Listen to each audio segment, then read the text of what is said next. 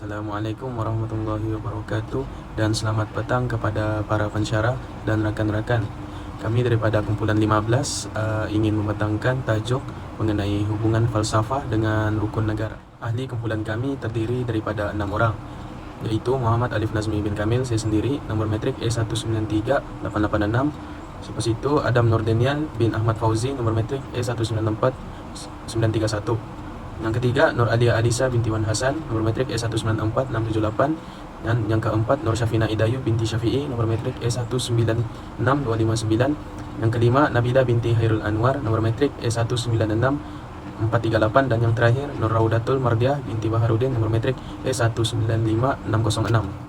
Okey, seterusnya isi kandungan bagi kajian ini terbagi kepada 5. Yang pertama ialah pengenalan, yang kedua objektif 5 rukun negara, yang ketiga hubungan falsafah dengan rukun negara, yang keempat dapatan kajian, dan yang terakhir ialah kesimpulan. Okey, pertama sekali kita mulakan dengan pengenalan. Dalam pembentukan dan penghayatan nilai-nilai masyarakat, hubungan antara falsafah dan rukun negara merupakan salah satu perkara yang penting. Falsafah ialah istilah yang merujuk kepada satu cara berfikir yang memikirkan tentang perkara seperti wujud, hakikat, nilai, pengetahuan, kebenaran, etika dan sebagainya. Sebaliknya, rukun negara Malaysia merangkumi prinsip-prinsip yang menjadi asas negara Malaysia. Hubungan ini mencerminkan pelaksanaan nilai-nilai dalam undang-undang, pembentukan identiti kebangsaan, serta peranakan dan kesinambungan nilai-nilai dalam sejarah dan masa kini. Oleh itu, dengan memahami hubungan ini, masyarakat dapat membina struktur sosial dan politik yang kukuh dan berkekalan. Seterusnya, saya akan menerangkan tentang objektif rukun negara. Seperti mana yang kita ketahui, Malaysia mempunyai 5 prinsip rukun negara. Yang pertama adalah kepercayaan kepada Tuhan, kesetiaan kepada raja dan negara, keluhuran perlembagaan, kedaulatan undang-undang, kesopanan dan kesusilaan. Antara objektif rukun negara adalah yang pertama, dapat mencipta satu masyarakat yang adil supaya kemakmuran negara dapat dinikmati bersama secara adil dan saksama. Yang kedua, rukun negara dapat membentuk satu sikap yang liberal terhadap tradisi kebudayaan yang kaya dan berbagai corak. Yang ketiga adalah dapat membina sebuah masyarakat progresif dengan menggunakan sains dan teknologi moden. Dan yang keempat, rukun negara dapat memelihara cara hidup demokratik. Akhir sekali adalah dapat mencapai perpaduan yang lebih erat dalam kalangan masyarakat. Jadi saya akan meneruskan presentation ini mengenai hubungan falsafah dengan rukun negara. Okey, pada hakikatnya tidak menjadi kesalahan untuk falsafah itu ditujukan kepada sesuatu konteks yang spesifik, khususnya dalam konteks pemikiran sesebuah negara ataupun budaya itu. Ini kerana ia adalah realiti kehidupan dunia pada hari ini. Okey, selain itu wajar bagi falsafah yang dibangunkan dalam sesuatu masyarakat itu mempunyai kaitan dengan persoalan-persoalan yang dihadapi oleh masyarakat. Ini kerana sejarah, pemikiran dan sifat tempat adalah berbeza antara negara lain. Oleh itu, mengaitkan falsafah dengan satu ideologi tempatan atau pemikiran kebangsaan seperti yang terdapat dalam rukun negara bukan menjadi satu kesalahan, malah ini adalah satu perkembangan yang positif. Jadi, dalam hal ini, ia akan merujuk kepada falsafah kebangsaan yang termaktub dalam rukun negara dengan tujuan membentuk dan membina ideologi kebangsaan. Jadi, apakah ciri-ciri ideologi kebangsaan yang termaktub dalam rukun negara? Okey, yang pertama adalah kepercayaan kepada Tuhan. Ciri yang pertama ini merupakan suatu common denominator, iaitu suatu titik pertemuan antara pelbagai budaya dan kaum yang mempunyai fahaman agama masing-masing. Okey, ciri yang kedua pula adalah kesetiaan kepada raja dan negara. Unsur kesetiaan ini adalah penting bagi memastikan bahawa ada aspek kesepaduan dalam kalangan rakyat dan kesepaduan itu berdasarkan kepada kesetiaan mereka kepada raja yang menjadi lambang sebagai ketua negara berperlembagaan. Ciri yang ketiga adalah keluhuran perlembagaan. Ini bermaksud keluhuran perlembagaan yang dipegang untuk menyelesaikan pertikaian dengan merujuk kepada prinsip perundangan yang paling tinggi, iaitu perlembagaan negara. Manakala ciri yang keempat adalah kedaulatan undang-undang. Melalui ciri ini, kita akan dapat mengekalkan keharmonian dalam negara. Ini kerana sebarang pertikaian yang mungkin muncul atas dasar agama atau bangsa dan sebagainya boleh diselesaikan melalui sistem perundangan yang ada. Dan ciri yang terakhir pula iaitu kesopanan dan kesusilaan. Ciri yang terakhir ini merujuk kepada sesuatu yang lebih bersifat personal dan berkaitan dengan perhubungan manusia. Ciri ini melahirkan rakyat Malaysia dengan perasaan bertolak ansur, berkesopanan dan berkesusilaan serta harmonis dan lebih bertimbang rasa terhadap fellow human beings atau fellow citizens iaitu rakan senegara. Seterusnya, analisis dapatan kajian. Soalan 1 sesi 2, ilmu pengetahuan berkaitan rukun negara sangat penting untuk pemimpin negara yang lebih baik pada masa depan. Majoriti pelajar menjawab sangat setuju dan setuju. Seorang pelajar menyatakan pendapatnya sebagai seorang pelajar yang akan menjadi pemimpin negara pada masa akan datang, perlu mengetahui dan menghayati prinsip-prinsip rukun negara dalam masyarakat majmuk di Malaysia. Bagi mereka, ianya akan membentuk tingkah laku dan tindakan mereka dalam aspek kepimpinan apabila memasuki alam pekerjaan. 2 sesi 2, ilmu pengetahuan berkaitan perlembagaan sangat penting untuk pemimpin negara yang lebih baik pada masa akan datang. Hampir 75% pelajar menjawab sangat setuju dan 26% pelajar menjawab setuju. Ini menunjukkan secara jelas bahawa ilmu pengetahuan berkaitan perlembagaan sangat penting untuk pemimpin negara masa hadapan. Salah seorang pelajar menyatakan, saya sangat minat mempelajari ilmu perlembagaan kerana dengannya ia dapat mengetahui perkara-perkara yang terdapat di dalamnya seperti hak asas dan pilihan raya. Soalan 3 sesi 2, ilmu pengetahuan berkaitan undang-undang adalah sangat penting untuk pemimpin negara yang lebih baik pada masa akan datang. Salah seorang pelajar berpendapat, ilmu pengetahuan tentang undang-undang adalah amat penting untuk menjadi seorang pemimpin yang lebih baik pada masa akan datang. Pemimpin wajib memahami dan mempunyai pengetahuan yang luas tentang undang-undang negara.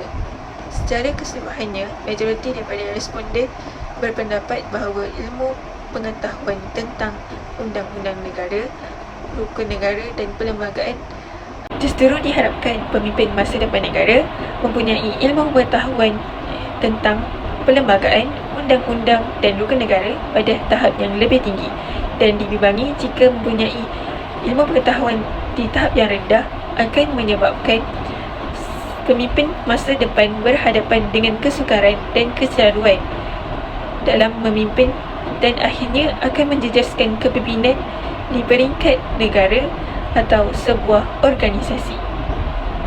Untuk dapatan kajian seterusnya, iaitu pada soalan 1 pada seksyen yang ketiga, soalannya berbunyi rukun negara mewujudkan sebuah negara yang rakyatnya bersatu padu. Hasil daripada responden, 70% pelajar sangat setuju dan 30% pelajar mengatakan setuju. Memetik satu kata-kata daripada seorang pelajar, dia mengatakan bahawa saya merasakan bahawa jika rakyat ingin bersatu padu, maka kita perlu memegang satu prinsip yang sama, iaitu prinsip rukun negara. Justru itu, kita sama sekali tidak boleh menolak fakta bahawa kewujudan prinsip rukun negara ini boleh memberikan impak ke atas penyatuan rakyat yang berbilang bangsa dan agama. Baik, seterusnya adalah soalan yang kedua pada seksyen yang ketiga. Segmennya berbunyi rukun negara memelihara cara hidup demokratik. Majoriti mahasiswa memilih sangat setuju dan juga setuju sebagai jawapan pilihan mereka kerana mereka pasti rukun negara dapat memelihara cara hidup demokratik di Malaysia. Memetik satu kata-kata daripada responden, beliau mengatakan bahawa walaupun berbeza pandangan dari sudut politik kepartian contohnya, selagi rakyat menanamkan di dalam dirinya rukun negara, maka perselisihan itu hanya berlaku di kertas undi sahaja. Oleh itu, negara yang aman dan damai dapat dicapai tanpa sebarang ancaman melalui prinsip rukun negara. Baik, bagi soalan yang ketiga pula, pada seksyen yang ketiga, statement berbunyi rukun negara sebagai falsafah negara. Hasil jawapan daripada responden menyatakan persetujuan dalam menjadikan rukun negara sebagai falsafah negara.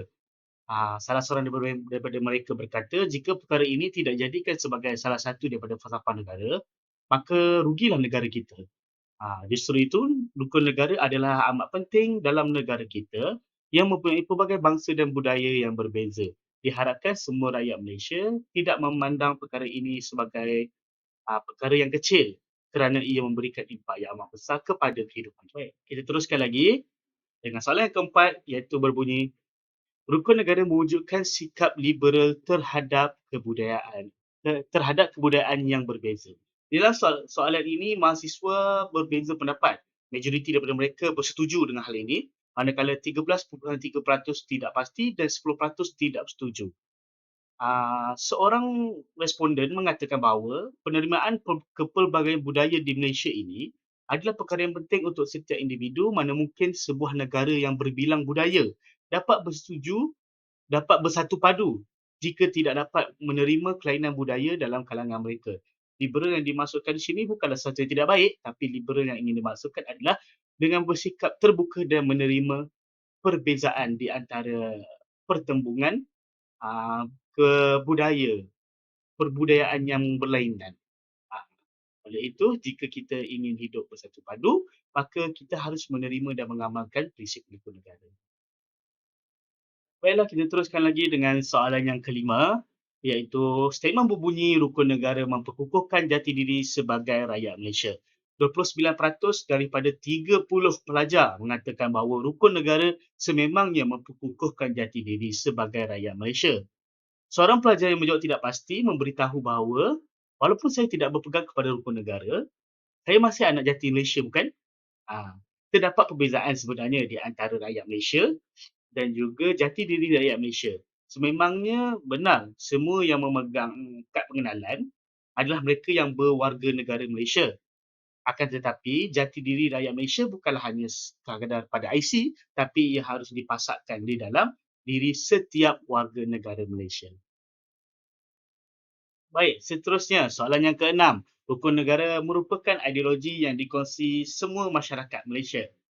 Hasil daripada kajian ini, sejumlah 53.5% sangat bersetuju, manakala 43.3% setuju dan 3.3% tidak pasti. Kita petik satu kata-kata daripada responden. Beliau mengatakan bahawa jika bukan agama, bukan bangsa, bukan budaya yang mempunyai ideologi yang sama, maka apa lagi selain rukun negara? Maka dalam kepelbagaian ideologi ini, rukun negara adalah prinsip yang harus digunapakai oleh semua rakyat tanpa mengira perbezaan dari segi kebudayaan, bangsa dan sebagainya. Kerana dengan prinsip rukun negara ini, kita membawa satu ideologi yang sama, maka ia boleh membantu kita dalam mencapai rakyat yang hidup secara bersatu padu. Baik, kita teruskan dengan soalan yang terakhir, iaitu rukun negara mampu mewujudkan masyarakat Malaysia yang demokratik. Mahasiswa majoritinya memilih untuk bersetuju dengan penyataan bahawa rukun negara sememangnya mampu mewujudkan masyarakat yang demokratik. Langkah-langkah ini memerlukan komitmen dan kerjasama daripada pelbagai pihak termasuk kerajaan, masyarakat sivil dan rakyat Malaysia secara keseluruhannya.